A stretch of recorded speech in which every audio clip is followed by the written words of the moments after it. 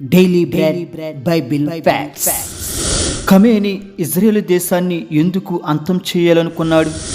ఖమేనీని Israel దేశం ఎందుకు చంపింది? ఒకప్పుడు ఇజ్రాయేల్తో స్నేహంగా ఉండే ఇరాన్ ఇప్పుడు శత్రుత్వానికి కారణం ఎవరు అనే విషయాలు ఈ వీడియో ద్వారా పూర్తిగా తెలుసుకుందాం.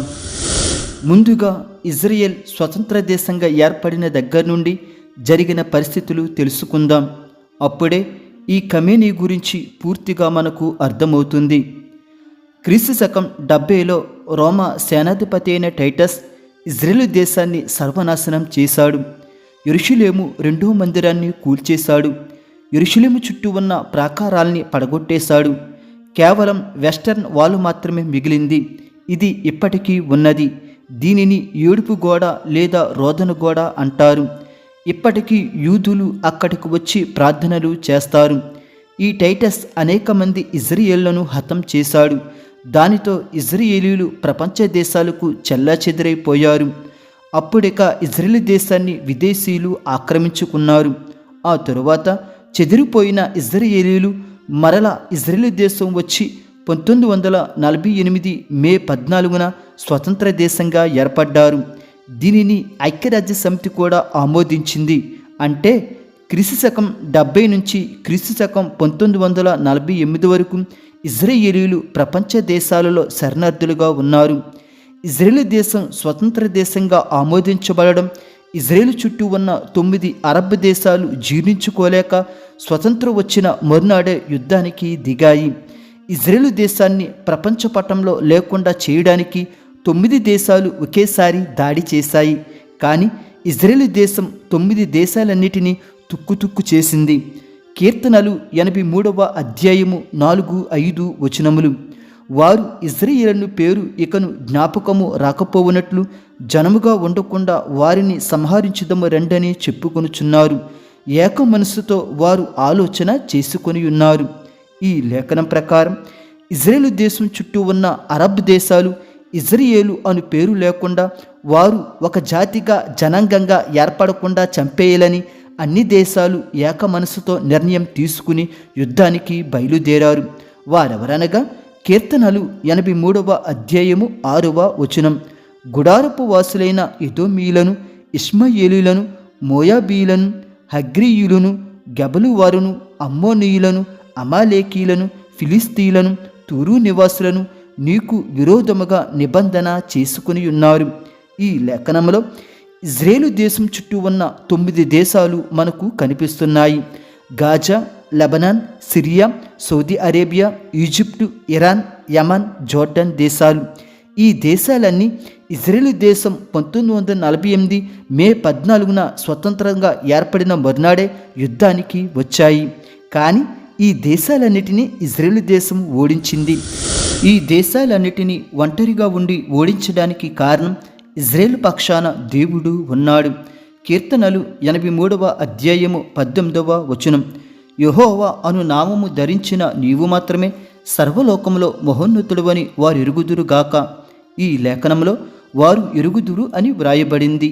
వారు అంటే ఇజ్రాయేల్ దేశం చుట్టూ ఉన్న శత్రు దేశాలు. వారు దేవుని నామం తెలుసుకోవాలని, వారు సిగ్గునొందాలని, ఇజ్రాయేల్ దేశం అంటే భయం కలగాలి అని దేవుడు వారిని ఓడించాడు. అన్ని దేశాలు ఒకేసారి వచ్చిన ఇజ్రాయేల్ దేశం గెలిచేలా దేవుడు చేశాడు. అప్పటి నుంచి ఇజ్రాయేల్ దేశం అంటే చుట్టుప్రక్కల దేశాలు భయపడుతూ వస్తున్నాయి. ఆ భయం ఇప్పటికీ కొనసాగుతుంది. అయినా కానీ ఏదో ఒక సమయంలో శత్రు దేశాలు యుద్ధానికి కాలుదూబేవారు. అయినా కానీ ఇజ్రాయేల్ దేశం ప్రతి యుద్ధంలో వారిని ఓడిస్తూ వచ్చింది. ఇక శత్రు దేశాలు ఇజ్రాయేల్ దేశాన్ని మనం ఏమీ చేయలేమని గ్రహించి ఒక నిర్ణయానికి వచ్చి ఇజ్రాయేల్ దేశంతో స్నేహం చేయడం మొదలుపెట్టారు. ఒకరినొకరు వాణిజ్యపరంగా, రక్షణ పరంగా దౌత్య సంబంధాలు ఏర్పరచుకున్నారు. ఈ విధంగా 1979 వరకు ఇజ్రాయేల్ దేశం మరియు చుట్టూ ఉన్న అరబ్ దేశాలు స్నేహంగానే ఉన్నాయి. కానీ 1979లో ఇరాన్ దేశంలో రుహుల్లా ఖొమేనీ అనే వ్యక్తి ఇస్లామిక్ విప్లవాన్ని లేవనెత్తాడు. దానితో అప్పటికి ఇరాన్ ప్రభుత్వాన్ని నడిపిస్తున్న మహమ్మద్ రజా పహ్లవి యొక్క ప్రభుత్వాన్ని కూల్చివేసి ఇస్లామిక్ రిపబ్లిక్ను రుహుల్లా ఖొమేనీ స్థాపించాడు. మరియు షియా ఇస్లామిక్ దేశంగా ఇరాన్ దేశాన్ని చేశాడు. ముస్లింలలో అనేక వర్గాలు ఉన్నాయి. అందులో ప్రధానమైనవి సున్నీ ముస్లింలు మరియు షియా ముస్లింలు. సున్నీ ముస్లింలు మహమ్మద్ ప్రవక్తను నమ్ముతారు. షియా ముస్లింలు మహమ్మద్ ప్రవక్త అల్లుడైన అబీ తలిబ్ను నమ్ముతారు. కానీ ముస్లింలో సున్నీ ముస్లింలే ఎక్కువ ఉంటారు, షియా ముస్లింలు అతి తక్కువ ఉంటారు. అయితే రుహుల్లా ఖొమేనీ 1979లో షియా ఇస్లామిక్ దేశంగా ఇరాన్ దేశాన్ని చేశాడు. అప్పటి నుంచి ఇరాన్ దేశానికి మొట్టమొదటి సుప్రీం లీడర్గా రుహుల్లా ఖొమేనీ అవతరించాడు.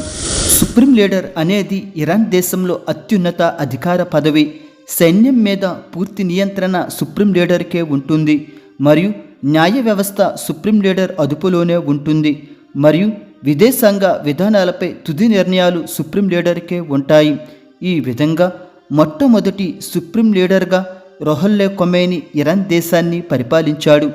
రుహుల్లా ఖొమేనీ అమెరికా మరియు ఇజ్రాయెల్ దేశాన్ని శత్రువులుగా భావించాడు. ఈ పాశ్చాత్య దేశాలను బహిరంగంగా వ్యతిరేకించేవాడు. ఇలా ఇతడు 1979 నుంచి 1989 వరకు ఇరాన్ మొట్టమొదటి సుప్రీం లీడర్గా రుహుల్లా ఖొమేనీ పనిచేశాడు. ఇతడు చనిపోయాక ఇతని శిష్యుడైన అలీ ఖమేనీ ఇరాన్ దేశానికి 1989లో రెండవ సుప్రీం లీడర్గా అయ్యాడు. ఇప్పుడు ఇతన్నే ఇజ్రాయెల్ దేశం చంపేసింది. ఎందుకు చంపిందో, ఇతడు ఇజ్రాయెల్ దేశానికి చేసిన ద్రోహం ఏమిటో ఇప్పుడు తెలుసుకుందాం. ఈ అలీ ఖమేనీ 1939 ఏప్రిల్ 19న ఇరాన్ దేశంలోని మహషద్ నగరంలో జన్మించాడు. ఇతని పూర్తి పేరు అలీ హుస్సేనీ ఖమేనీ. చిన్న వయసు నుంచే ఖురాన్ మరియు ఇస్లామిక్ న్యాయశాస్త్రం మరియు తఫ్సీర్ వంటి విద్యలు అభ్యసించాడు. యువకుడిగా ఉన్నప్పుడు కోమ్లో ఉన్న షియా మదర్సాలలో శిక్షణ పొందాడు. యువకుడిగా ఉన్నప్పటి నుంచే రుహుల్లా ఖొమేనీ యొక్క బోధలు ఉపదేశాలు అనుసరించేవాడు. అప్పటి నుంచి రాజకీయంగా దృష్టి సారించాడు. ఈ విధంగా 1981 నుంచి 1989 వరకు ఇరాన్ దేశానికి రాష్ట్రపతిగా పనిచేశాడు. 1989లో మొదటి సుప్రీం లీడర్ అయిన రుహుల్లా ఖొమేనీ చనిపోయాక రెండవ సుప్రీం లీడర్గా అవతరించాడు. ఈ ఖమేనీ ఇరాన్ దేశానికి రెండవ సుప్రీం లీడర్ అయ్యాక గురువు నడిచిన బాటనే అనుసరించాడు. అమెరికా ఇజ్రాయెల్ దేశాలపై శత్రుత్వాన్ని కొనసాగించాడు. అందులో భాగంగా ఇజ్రాయెల్ దేశంలో యూదా జాతిని అంతం చేయడం ధ్యేయంగా పనిచేశాడు. ఇజ్రాయెల్ దేశాన్ని ప్రపంచ పటంలో లేకుండా చేస్తానని శపథం చేశాడు. అందుకు ఇజ్రాయెల్ చుట్టూ 3 ఉగ్రవాద సంస్థల్ని పెంచి పోషించాడు.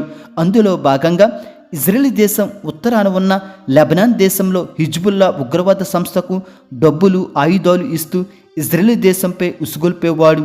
అలాగే ఇజ్రాయెల్ దేశానికి ప్రక్కలో బల్లెంగా ఉన్న పాలస్తీనా గాజా దేశంలో హమాస్ తీవ్రవాదుల్ని పెంచి పోషించాడు. అలాగే ఇజ్రాయెల్ దేశానికి దక్షిణాన ఉన్న యమన్ దేశంలో హౌతీ తీవ్రవాదుల్ని ప్రోత్సహించాడు. ఈ విధంగా హిజ్బుల్లా, హమాస్, హౌతీ తీవ్రవాదుల లక్ష్యం ఇజ్రాయెల్ దేశాన్ని నాశనం చేయడమే. ఈ 3 ఉగ్రవాద సంస్థలకు డబ్బు, ఆయుధాలు, క్షిపణులు, యుద్ధ విమానాలు, సాంకేతికత ఇరాన్ దేశం నుంచి ఈ ఖమేనీ సరఫరా చేసేవాడు. నిరంతరం వీరు ఇజ్రాయెల్తో యుద్ధానికి దిగేవారు. అందులో భాగంగా 2023 అక్టోబర్ 7న హమాస్ తీవ్రవాదులు ఇజ్రాయెల్ దేశంలో అడుగుపెట్టి సుమారు 1400 మంది ఇజ్రాయేళ్లను చంపేశారు. స్త్రీలను అత్యాచారం చేసి చంపేశారు. చిన్నపిల్లలను ఓవెన్లో పెట్టి చంపేశారు. దీనికి ప్రతీకారంగా ఇజ్రాయెల్ దేశం హమాస్ తీవ్రవాదుల్ని, హిజ్బుల్లా తీవ్రవాదుల్ని మరియు హౌతీ తీవ్రవాదుల్ని మరియు వారి అధ్యక్షుల్ని చంపేసింది. అలాగే వీటన్నిటికీ మూలకారకుడైన ఖమేనీని చంపడానికి చాలా ప్రయత్నాలు చేసింది. కానీ చాలాసార్లు త్రుటిలో తప్పించుకున్నాడు. అలాగే ఇరాన్ దేశంలో కూడా సొంత ప్రజలచే తీవ్రమైన వ్యతిరేకత ఖమేనీ మీద ఉండేది. ఎందుకంటే ప్రజలను స్వేచ్ఛగా బ్రతకడానికి అవకాశం ఇచ్చేవాడు కాడు. స్త్రీలు బుర్కా వేసుకోకపోతే వారిని జైల్లో పెట్టి చంపించేవాడు. 2009లో ప్రజలు ఖమేనీ పాలనకు వ్యతిరేకంగా గ్రీన్ ఉద్యమం చేశారు. ఇది ఎన్నికల ఫలితాలపై అవకతవకల గురించి చేశారు.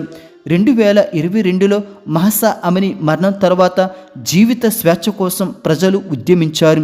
2026 జనవరిలో స్త్రీ స్వేచ్ఛ కోసం విద్యార్థులు ఆందోళనలు చేస్తే 30,000 మందిని చంపేశాడు. ఇలా సొంత ప్రజలే ఖమేనీ పాలనను వ్యతిరేకించి స్వాతంత్ర్యం పొందాలనుకున్నారు. అయితే ఇజ్రాయెల్, అమెరికా దేశాలు సంయుక్తంగా 2026 ఫిబ్రవరి 28వ తారీఖున ఇరాన్ దేశంలోని టెహ్రాన్లో అతని నివాసంలో ఖమేనీని చంపేశారు. ఖమేనీతో పాటు అతని కుటుంబ సభ్యులు మరియు ఉన్నతాధికారులు చనిపోయారు. ఇలా 86 సంవత్సరాలప్పుడు ఖమేనీ చంపబడ్డాడు. ఖమేనీ మరణంతో ఇరాన్ దేశంలోనే మెజారిటీ ప్రజలు సంబరాలు చేసుకుంటున్నారు. దీన్ని బట్టి ఖమేనీ ఎంత క్రూరుడో మనం అర్థం చేసుకోవచ్చు. మత్తయి సువార్త 26:52 కత్తి పట్టుకుని వారందరూ కత్తి చేతనే నశింతురు. ఇది ఖమేనీకి బాగా వర్తిస్తుంది. ఇజ్రాయెల్ దేశాన్ని నాశనం చెయ్యాలనుకున్నాడు. ఇప్పుడు అదే ఇజ్రాయెల్ దేశం చేత నాశనం అయిపోయాడు. ఇజ్రాయేలు దేశంపై కత్తి దూశాడు. ఇప్పుడు అదే కత్తికి బలైపోయాడు. బైబిల్లో సాతాను పుత్రుడు నిమ్రోదు ఎలాగో ఆధునిక కాలంలో సాతాను పుత్రుడు ఖమేనీ అలాగా. వీడు సాతాను మనిషి.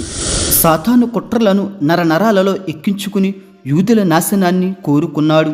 కానీ దేవుడు ఊరుకుంటాడా? కీర్తనలు 121:3 ఇజ్రాయేలును కాపాడువాడు కునుకడు నిద్రపోడు. దేవుడు ఇజ్రాయేలును నిరంతరం కాపాడుతూనే ఉంటాడు. అందుకే సాతాను పుత్రుడైన ఖమేనీని దేవుడు నాశనం చేశాడు.